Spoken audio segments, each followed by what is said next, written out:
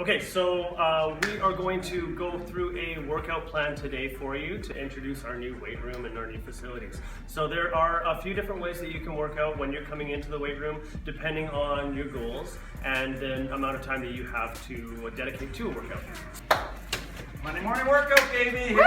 Here we go! Woo! Okay, so as you can see, first things first is that our workout combatants are going straight to cardio equipment to get their workout started. And the goal for a good warm-up is to get your heart rate going, get your breathing rate higher, and to warm up your muscles so that they get lots of blood flow, prevent injury, and get themselves ready for a really good workout. Okay?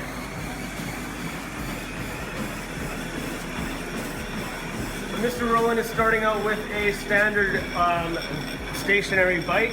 The bike is great for warming up your whole body, although it targets the legs. But this is really good for a low impact exercise. It's going to get him nice and warm, and he's going to be able to really get his body ready for what he's going to be putting it through. Miss Johnson is focusing on an elliptical right now, and this is a good workout to warm up her arms and legs and get her heart rate going so she can start breathing harder and get herself ready. Now, the beauty about the elliptical is it's very low impact on the joints, so if you're maybe a little bit sore, maybe you've got some body soreness, this one's going to be a good option for you. Coach Leduc is on the treadmill because he says that nothing gets his heart rate going like a good run. So for Leduc, he's looking at a treadmill and he's going to tie up his laces when he's off the treadmill as well. Safety first, people. And this Cartwright is on our new rower, which is a great full body workout. You can see that she's using her legs and her arms. She's keeping good form. And this is a great workout as well to get your heart rate going.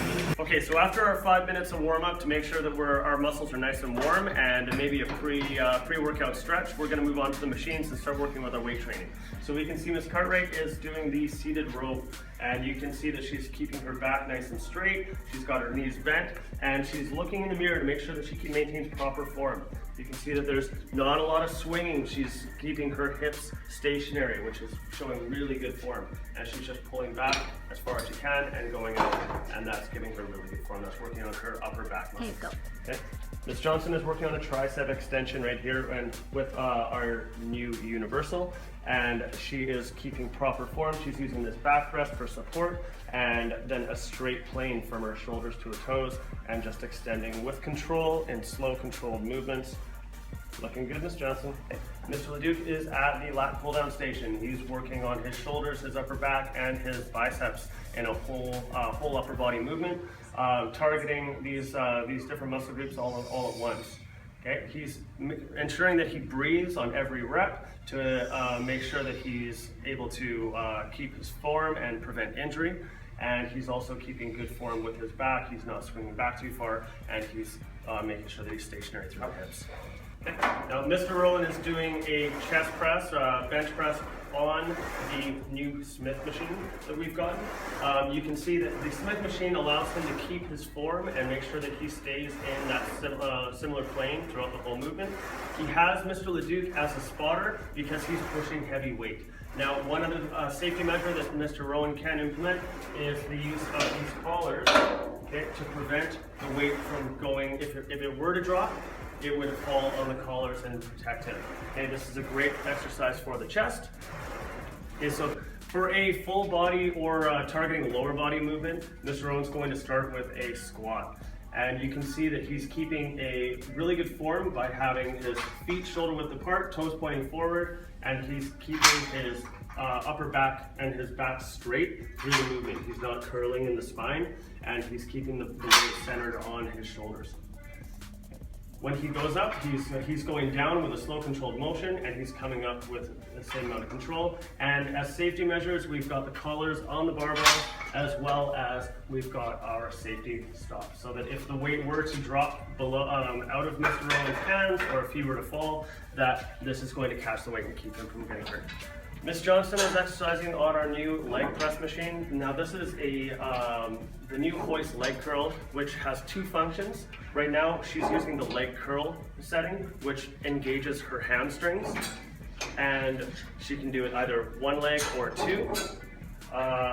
It's a great exercise to target your hamstrings, or she could flip it into a leg extension where she's targeting her quadriceps. This exercise is it's very good for the heart if you have heart conditions, because you're in a seated position, so it's not putting a lot of pressure on your back and it's not putting a lot of pressure on your upper body, so you can target those legs without putting other muscles or risk. And Mr. Leduc is demonstrating the leg extension setting on the machine. So now he is activating his quadriceps primarily, and it's a great way for you to engage the whole leg by either going with the leg curl or the leg extension. And you can see as well that he can also do a one-leg version of this exercise.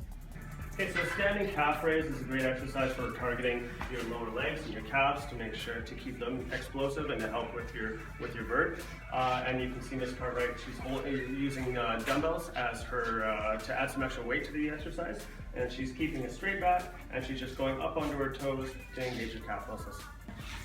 Okay, so in addition to training in the weight room with weights and machines, you can also do a lot of stuff with just your body weight and get a great workout. So Mr. Rowan is demonstrating a classic push-up in the standard formation. So he's got his shoulders to his toes or to his heels are a straight plane, and he's got his hands about a little wider than shoulder width apart. He's going all the way down so that he could almost touch the ground with his chest, and then he's coming back up with force. Okay, there are many modifications that you can do to make the push-up easier, more difficult, or target different muscles in the body as well. So we can see Mr. Rowan is now putting his knees onto the ground in a modified push-up, which still gives him a very good workout. And if you're on a hard surface and you're finding that it's too hard on the knees, you can actually bring your heels to your buttocks, and that will engage your quadriceps, and that'll be the main point of contact on the floor, which makes it a lot easier and less painful on the knees. Mr. Leduc is using one of our new machines as a dip bar right now. So he's activating his triceps and doing a classic dip. He's coming down with control below 90 degrees at his elbow and then popping right back up.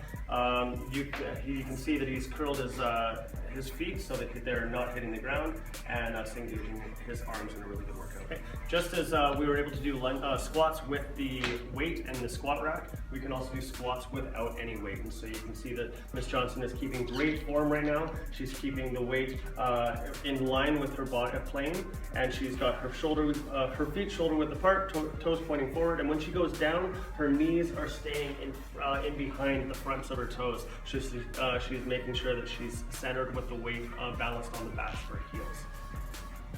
Fine. Okay, Ms. Cartwright is demonstrating a lunge in various formations. Lunges are great for activating all of your legs through your lower body, and you can do this without any weight as well. If you want to make it more difficult, you can hold a medicine ball or a dumbbell to change things up a bit, but straight lunges are just fine. We can see that she's doing an alternating straight lunge with her going from left to right. You can also do different formations to go out to the lateral side. So you can do more explosive lunges. There are many variations. So Mr. Rowan's going to show us a standard pull-up right now, which is a great upper body workout, and it only uses your body weight. You can make it more difficult by adding weight, but the majority of people will be fine with just their own body weight. We can see that he's got his arms shoulder width apart, or further than shoulder width apart, and he's going straight up, bringing his chin above the bar, and then coming down with control. Okay, he's coming down to a straight arm and then going all the way up in a nice explosive movement. Okay, and on a variation of the pull-up that we're going to show now is the chin-up, which is what Coach Leduc is doing. He's got the reversed grip and he's coming up. This is engaging the biceps more directly, and you can see that he's only using his body weight and his legs are curled to keep him from off the floor. So Ms. Cartwright is engaging her core with the medicine ball mason twist. There are many variations that you can do with on the mat with the medicine balls to engage your whole core, but these ones are using her rotator muscles and her obliques. Okay, so after you finish your workout, it's important to make sure that you stretch to improve the recovery and prevent injury. It'll make you feel better and it'll increase your flexibility overall. So we've got Ms. Johnson. She's working on a hamstring stretch right now. Coach Leduc is doing his runner stretch, which is engaging the hamstrings, but also the glutes. Ms. Cartwright is doing her a lunge, which is activating her quadriceps and her IT band. Okay, this is a great stretch for anyone who has lower back issues. Okay, so the muscles all work together in synergy. And then Mr. Rowan is doing an upper body stretch.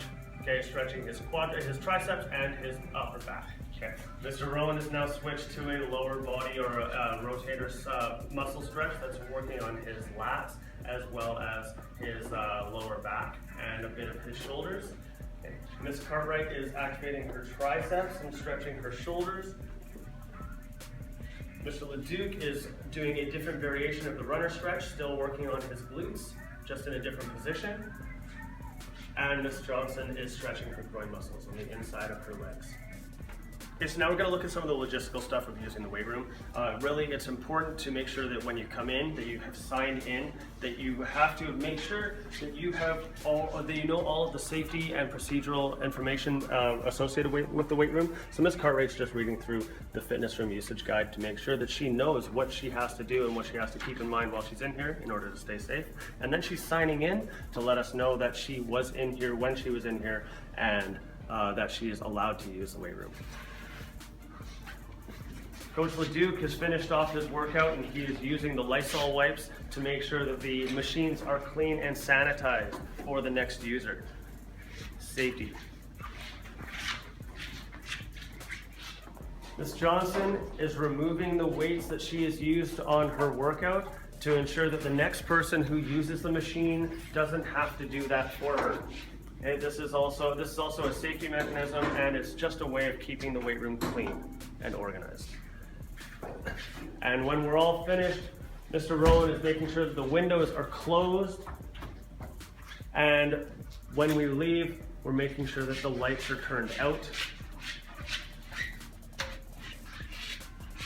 on both sides of the room, and that the door is closed behind.